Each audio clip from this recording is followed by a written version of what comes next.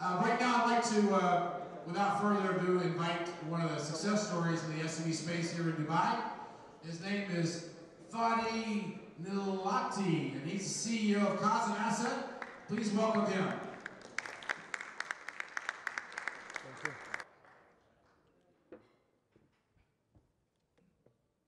All right, thanks. Good afternoon, ladies and gentlemen. Can everyone hear me? Yeah? A little bit? Is this better? To begin with, I'd like to thank Potential for organizing this great event. I think it's great that small and medium businesses are getting together to share and network. We need more of these events, I believe. I've been invited today to speak about our success story. For the first time in my life, I actually struggled putting something together. I didn't know where to start. In fact, I think my problem was I didn't know where to end. If this was a story about my struggle getting my parents-in-law to accept me marrying my wife, which took about a year, and it was a struggle, I can tell you the exact date I succeeded. I can actually label the ending to the story, the date I got married. But I can't do this with our business. An SME is not a movie that has a happy ending. We are named small and medium businesses because we are bound to grow. We start like little babies. We take baby steps. All of those who love us try to protect us and make us move forward. Those who don't know us cannot even trust us with a glass of water. We grow slowly, but to those who are around us, we're actually growing very fast. We don't realize it at times. We fall, but we stand up again and continue running. We may cry, it may hurt, but be assured that we will stand up again and run, regardless of how many times we fall and regardless of how bad it hurt. Now you tell me, where exactly within an SME's lifestyle do you pause, stop, and say, this is the moment of success? This is the moment I can call it a success story. I wasn't able to point that moment for our business. So having said this, please allow me to share with you our journey of 9 years in about 9 minutes, and quickly go over the achievements and struggles that allowed us to be successful at what we do. For me personally, it has been the best 9 years of my life, except for the fact that I lost my hair, taking care of this baby that is now grown. I have black shade under my eyes, and I always look like I didn't have enough sleep, which is true many, many days, including this morning. Last week, a young lady was surprised to know that I was 30 years old. She thought I was 45. It was very, very sad, and it was an eye-opener. And I actually don't know where these personal issues lie within a success story. I don't know if there's a correlation between success and how bold our team members are getting. Some of them are getting bold, including Mr. Rakan here in the middle. Yet I have no regrets. The business I lost my hair to is succeeding and will continue to succeed. This is what I looked like in 2006. You can see in my eyes then, I had big ambitions, yet I had no idea I was going to start a business and then face a decade of global crisis, wars, and instability. You can also see I had a lot more hair. But this story is not about me. It's about our company, Kazan Asset Management Services. We started in 2006 in a small office in Dera. Our business model was to offer asset management services backed with strong financial support.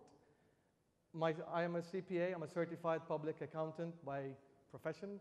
I am also a chartered global managerial accountant, and my entire studies were into accounting and into accounting for real estate and accounting for appraisals. I did some work for FedEx, Deloitte, Air Arabia while I was in university. I then moved on and worked with Transworld in the US for a little while I completed my studies as an asset manager. So I came to Dubai to start asset management services. After a few months, we realized that there was no market for this service. We realized that we're not going to make it. It's not a popular service that is needed out there. And as I was having discussions with some of my friends, one of them, who was an old school friend, was working for MR Properties, and he actually advised me to sign an agency agreement with Amar and to become sellers of properties or agents of properties, which we did, and our journey with Amar Properties began. Between 2006 and 2007, we had great success with Amar Properties. We've sold hundreds of units for them in Dubai, and that has led to the invitation by then Dr. Nader Najm, who was the regional director of Amar in 16 countries, to invite us to assist them in selling their properties in Damascus. Being a Syrian national, or the only agency that was led by a Syrian national, they have actually invited us to assist them in their property in Syria. So we've done that. We've started an office in Syria, grew to 3 offices, and by the end of the year, we had 4 offices between Syria and Dubai, and we were looking at expanding into Lebanon, again, to work with Amar Properties. In 2008, we were averaging about 150 sales a month. Phase 1 of the Amar project in Syria was completely sold by us. We also worked with other major developers like MAG Group and IGO and successfully assisted them in developing and selling complete master plans. We had real great successes in Syria, especially that we were the first professional real estate agency to open office. In Dubai, things were getting very, very busy. As I said, we were averaging 150 sales a month. We were still trying to sell our asset management services, still didn't work, still faced a lot of hurdles. We grew to about 140 team members. Life was excellent, money was great, everybody was happy until the last quarter of 2008. I believe a lot of us here, or a lot of you here, know what happened in 2008. For us, it felt like we were hit by a bus. We don't know what happened. We didn't know at the time what happened. We didn't understand the major issues of the financial crisis. We didn't understand how it was going to affect us. The way we related to this is by seeing a lot of friends lose jobs, a lot of businesses close, seeing abandoned cars all around Dubai with people fleeing and leaving the country for different reasons and around the world, and life started to slow down.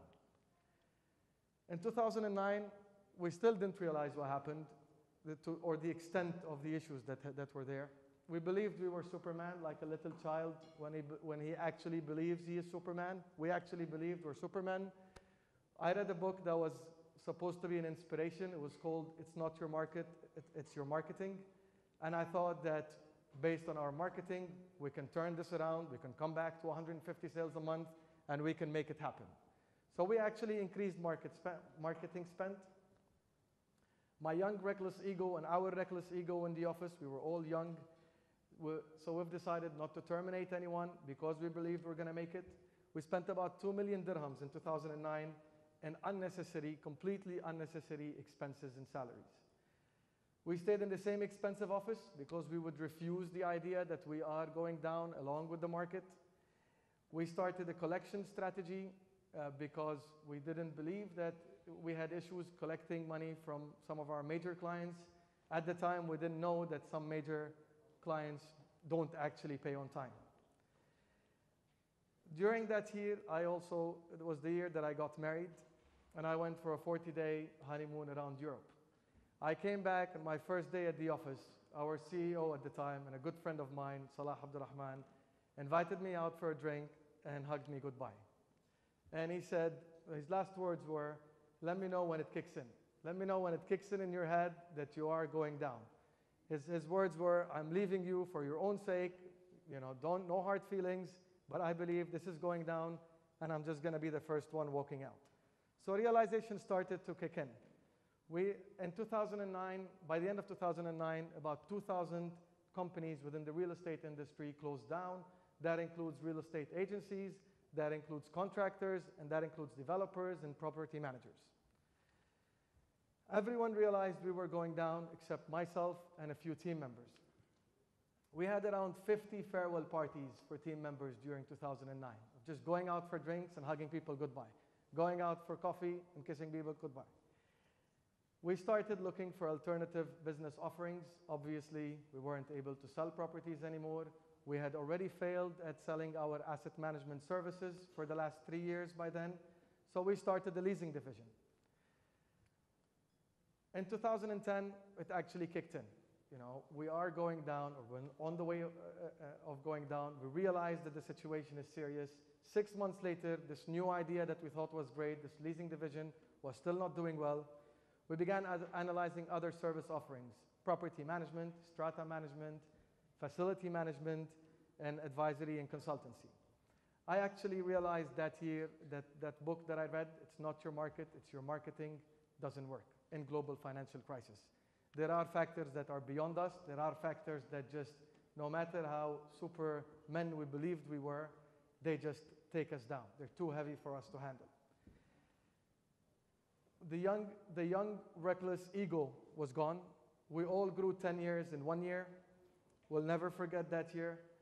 Business in Syria was down about 80% because the majority of our clients were UAE and Saudi-based clients who decided to downsize their operations in Syria. Our collections of receivables failed. We managed to only collect 20%, and that was the first time I had to write off 8 million dirhams.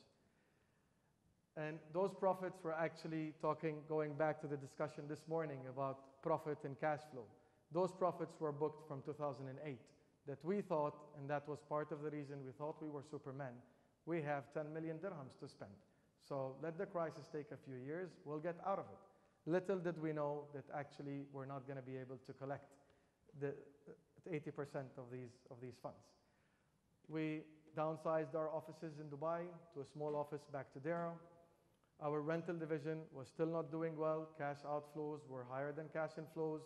We began analyzing other service offerings, including selling and doing development analysis for plots of land. And that year we had an achievement. We had an investment firm from Abu Dhabi who was struggling with a few developers in Dubai. They had a lot of issues of consolidations, inability to pay, and we actually solved their issues and saved them about 120 million dirhams. So based on that and based on that relationship, we finally signed our first asset management services agreement for properties valued at about 500 million. And that was the turnaround. By 2011, we've had 2 years into the crisis. We were 2 years into the crisis and 2 years into hundreds of brainstorming sessions of us meeting every morning with the team and just asking ourselves, what do you think we should do? Do you think we should move into other services? Do you think we should invest in something else? Do you think we should just close office? And by 2011, we realized that this great idea that we had, the leasing and rentals division, didn't do well, didn't bring any cash, so we actually had to close down the rentals division. We shifted gear towards selling plots of land and signing more and more contracts in property management and asset management. Business was down in Syria, and the war erupted in Syria in 2011. So we've just been out of a crisis in Dubai, just managing to get things back rolling in Dubai, and now we're into a war in Syria, which also affected Lebanon, so we had to start looking at Syria, or the situation between Syria and Lebanon. That year, my Skyward statement came to me, and I had 53 round trips out of Dubai, between Dubai, Syria, and Lebanon. That's 106 flights in 1 year, just trying to make things work between the 3 offices, or the 3 territories. And that year we also managed to sell we sold a few hundred plots, and we had 70% market share of selling plots of land in Dubai. The value of the properties under management doubled to 1 billion dirhams. We got another good contract in 2011. We bought 85% of a UK-based company that had an office in Dubai. We bought 85% of that company in Dubai. The company was called Sterling Estates Management. They had good technology and good strata management skills, so we tapped on that in order to start strata management services. And we were on the right track in Dubai, but in Syria, as I said, business was down. 2012, our land sales division was still growing. We became a market leader, and we are still market leaders till today. We took a tough decision to close down our offices in Syria and Dubai completely. We moved to a larger office in Dubai. The value of our properties under property management grew from 1 billion to 2.2 billion. We established a new company called Kaizen Facility Management to start offering facility management services, and then we also started getting into development project management. In 2013, we got a few major contracts, and our properties under management grew to about 5 billion. So what we did, we said we're no longer going to sign new projects. We're just going to focus on what we have and focus on making sure we deliver a quality service to the contracts that we've just won. 2014 was the year we started feeling that. We became, I would like to call it, a company that even if we go into crisis again, it would not affect us. We started having several service offerings that were all succeeding and growing, which allowed us to really start feeling more stable and stronger. The value of the properties under management grew again to 7.1 billion dirhams by the end of 2014. We also became an ISO 9001-2008 certified. We're the first company within our service offering and within the real estate industry to actually obtain this certification. And we are one of two today. We signed a development in 2014 for the most luxurious residential project that is coming up in the marina, where we're involved in the whole feasibility analysis, the whole design of the project. We've awarded it to Atkins as architectural designers. We're the project managers over the project, and we're responsible later on to sell and manage the project. We also signed up a few contracts for residential and commercial projects in Dubai. This year had a great beginning. At the beginning of the year, we've decided to rebrand the company into Kaizen Asset Management Services. We had several brand names. We had Golden Sons Real Estate, we had Sterling Estates Management, we had Kaizen Facility Management, and 800 Property. So we have reconciled all of them and rebranded all of them into Kaizen Asset Management Services.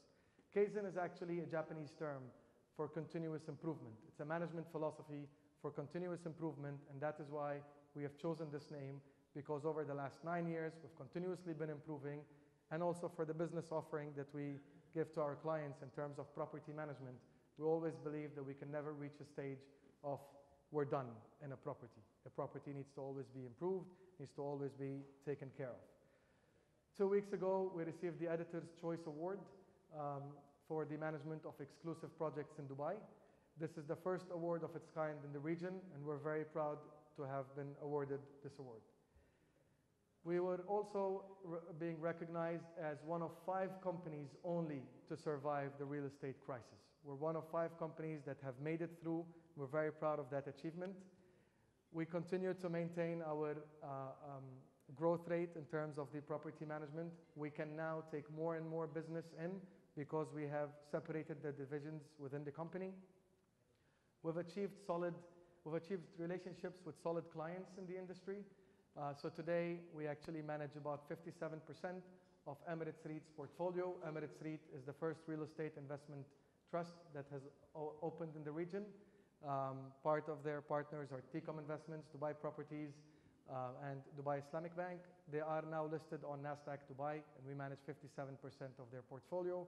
We also manage 100% of Al Amoudi Group in Saudi Arabia, along with our clients, along with other esteemed clients. We maintained our ISO certification. We became corporate members with MEFMA at the beginning of this year, and we expanded our service offerings. Just to give you a quick view so you know what I'm talking about and what we do in Dubai, this is a project called Cordoba Residence in Knowledge Village. It's a 1 million square feet site of about 216 villas and 4 residential buildings. We manage all the internal roads, whatever is underground and above ground within this 1 million square feet of site. Office Park, which is in Dubai Media City, is an office building of about 500,000 square feet. We've managed to convert this building and work hard to move it from a grade B building to a grade A office building, and brought in tenants like Coca-Cola, Nokia Siemens, Boston Consultancy, Symantec, the antivirus guys, Autodesk, as well as other esteemed and international companies. I'm going to skip due to limitations of time from the organizers. This is the project called S Residence that's coming up in Dubai Marina. This is the first time we actually ever showcase this to the public. Don't know if this has a laser. So this is the Infinity Tower in Dubai Marina, the Twisted Tower. The development that we're working on is right in front of it. It is going to be the most exclusive high-end residential development in the UAE once it's completed in 3 years from now. So what I'd like to say, I'd like to stop here and say it's been a roller coaster ride. We really don't know where we started, what started us, what put us here today, brings me back to the original question. Where exactly in an SME's life cycle do you pause, stop, and say, this is the point of success, or this is a success story? In my opinion, it's a series of challenges and small milestones that together shaped who we are today. Had we listened to the people, including some of our team members at the time, who did not see the light at the end of the tunnel, who knows if we would be here today. It took a lot of hard work, dedication, and commitment. It was all about, and it is all about, having the right team, some of which have been with us for 8 years. I know this story sounds like more personal, me talking about myself and my relationship with the company, but obviously it has been, the rewards and the hard work all came from the team along with myself. It's in being struck with a global crisis when we were 2 years old as a company, and with a war when we were 5 years old, and still having the appetite not just to survive, but to actually grow. It's in exceeding clients' expectations. It's in our attention to detail at what we do. It's in our ability to change direction fast and our ability to diversify within the industry. As an SME, we have a lot of work ahead of us. We face challenges as we go along. But we are sure that with persistence, hard work, and dedication, we will overcome these challenges and continue to turn them into success stories, as all of us here in this room have done and continue to do so. All I can say is good luck, don't give up, be persistent. After all, some of my colleagues still have some hair to lose, so maybe in another 9 years, they'll be speaking here with bald head like myself. Thank you very much. Have a good day.